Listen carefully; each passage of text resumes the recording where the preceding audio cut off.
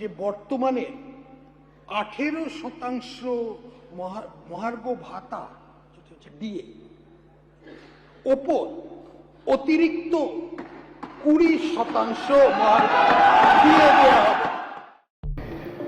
রাজ্যের সরকারি কর্মীদের জন্য বড় ঘোষণা। দীর্ঘদিনের এই ডিএ কেন্দ্র রাজ্যের ভাতার ফারাক এবং বকেয়া পাওনা নিয়ে বিতর্কের আবহে এবার 2026-27 অর্থবর্ষের প্রথম পূর্ণাঙ্গ বাজেটের গুরুত্বপূর্ণ সিদ্ধান্তের কথা জানালো রাজ্য সরকার। অর্থমন্ত্রী স্বপন দাশগুপ্ত ঘোষণা করেছেন যে বর্তমানে যে 18% মহার্ঘ ভাতা বা ডিএ দেওয়া হচ্ছে তার সঙ্গে আরো 20% যোগ করা হবে, ফলে মোট ডিএ বেড়ে দাঁড়াবে 38%। আর ঠিক এই ঘোষণা সামনে আসার পর থেকেই সরকারি কর্মী মহলে শুরু হয়েছে জোর আলোচনা।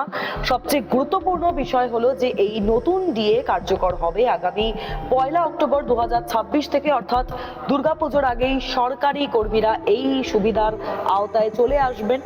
বাস্তবে বাড়তি ডিএ এর অর্থ কর্মীদের হাতে পৌঁছাতে শুরু করবে নভেম্বর মাস থেকে।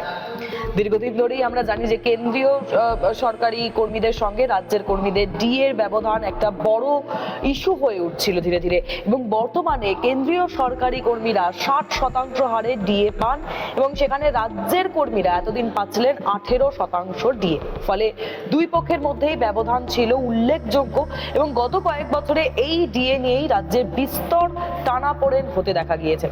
তৎকালীন সরকারের বিরুদ্ধে আন্দোলন করেছেন সরকারি কর্মীদের একাধিক সংগঠন, আদালত পর্যন্তও গড়িয়েছিল সেই লড়াই, আপনাদের মনে থাকবে। কেন্দ্রীয় হারে ডিএ দেওয়ার দাবিতে দীর্ঘদিন ধরে এই যে বিক্ষোভ, অবস্থান এবং আইনি প্রক্রিয়া চলেছে, পরবর্তীতে ধাপে ধাপে ডিএ বাড়িয়ে 18% পর্যন্ত নিয়ে যাওয়া হয়েছিল এবং তারপরেও কিন্তু কেন্দ্রের সঙ্গে ফারাক অনেকটাই রয়ে গিয়েছিল। আর এইবার নতুন রাজনৈতিক পরিস্থিতিতে এই প্রথম পূর্ণাঙ্গ বাজেটেই সেই ব্যবধান কমানোর পথেই হাঁটলো রাজ্য সরকার। অর্থমন্ত্রীর ঘোষণার পর হিসেব অনুযায়ী রাজ্যের কর্মীরা মোট 38% ডিএ পাবেন এমনটাই জানা গিয়েছে, এবং যদিও এখনো পর্যন্ত কেন্দ্রীয় হারের সঙ্গে কিছুটা পার্থক্য থাকবে, তবুও আগের তুলনায় কিন্তু সেইভাবে ফারাক উল্লেখযোগ্যভাবে কমে যাবে এমনটাই কিন্তু মনে করা হচ্ছে। তবে সামগ্রিকভাবে দেখলে বহুদিনের একটি গুরুত্বপূর্ণ দাবির ক্ষেত্রে এটি একটি বড় পদক্ষেপ হিসেবেই দেখা যাচ্ছে, এবং এখন এই সরকারি কর্মীদের নজর থাকবে এটা বাস্তবায়নের দিকে।